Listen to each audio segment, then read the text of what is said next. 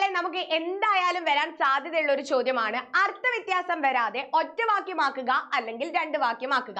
അപ്പൊ നമുക്ക് പാഠഭാഗത്തിൽ നിന്നും വരാൻ സാധ്യതയുള്ള ഒരു ചോദ്യം നോക്കിയാലോ? ഞാൻ നിങ്ങളുടെ സ്വന്തം രചന മിസ്. അപ്പൊ വീഡിയോ എല്ലാവരും ലൈക്ക് ചെയ്യാനും മാക്സിമം ഫ്രണ്ട്സിലേക്ക് ഷെയർ ചെയ്യാനും നമ്മുടെ ചാനൽ സബ്സ്ക്രൈബ് ചെയ്യാനും മറന്നു പോകരുത്. അപ്പൊ നമുക്ക് ചോദ്യം ഒന്ന് വായിച്ചു നോക്കാം. എന്താണ്? ആദ്യം ഇവിടെ നിങ്ങൾ ആലോചിക്കണം, രണ്ട് വാക്യമാക്കണം. അപ്പൊ ആശയം എന്തൊക്കെയാണ്, രണ്ട് ആശയം എന്നുള്ളത് ആദ്യം മനസ്സിലേക്ക് എടുക്കാം. കേരളത്തെ കൂടുതൽ കോമളമാക്കി തീർക്കുന്ന ഇടതിങ്ങിയ തെങ്ങിൻ തോപ്പുകളുടെ പച്ചവർണ്ണ പകിട്ടോ ചിന്നിക്കിടക്കുന്ന കുന്നിൻ നിരകളുടെ നിശ്ചലമായ പശ്ചാത്തലങ്ങളോ ബംഗാളിലെ ഉൾനാടുകളെ അനുഗ്രഹിച്ചിട്ടില്ലെങ്കിലും. അപ്പൊ എന്തായി? ഇല്ലെങ്കിലും. അപ്പൊ നമുക്ക് എന്താക്കാം? അവിടെ അനുഗ്രഹിച്ചിട്ടില്ല, ഇല്ലെങ്കിലും എന്ന് വേണ്ട, അനുഗ്രഹിച്ചിട്ടില്ല അല്ലെ. എന്താക്കാം നമുക്കവിടെ?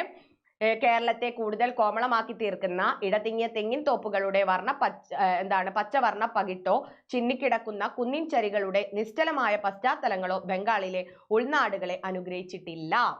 കണ്ടോ? ഇല്ലെങ്കിലും അങ്ങനത്തെ ഒരു വാക്ക് നമ്മൾ അങ്ങ് ഒഴിവാക്കുക. ഇല്ല. മറ്റു പ്രകാരത്തിൽ ഇവ കേരളത്തിലെ ഉൾനാടുകളോട് അത്ഭുതകരമായ സാമ്യം വഹിക്കുന്നുണ്ട്. കണ്ടോ? ഈ രീതിക്ക് വേണം നിങ്ങൾ എന്ത് ചെയ്യാൻ വേണ്ടിയിട്ട്, കൃത്യമായിട്ട് എവിടെയാണോ ഒരു ആശയം പൂർണ്ണമാകുന്നത് അവിടെ വേണം നിങ്ങൾ ഫുൾ സ്റ്റോപ്പ് ഇടാൻ. അല്ലെ, അനാവശ്യമായിട്ടുള്ള വാക്കുകളോ കാര്യങ്ങളോ ഒന്നും നമുക്ക് വേണ്ട.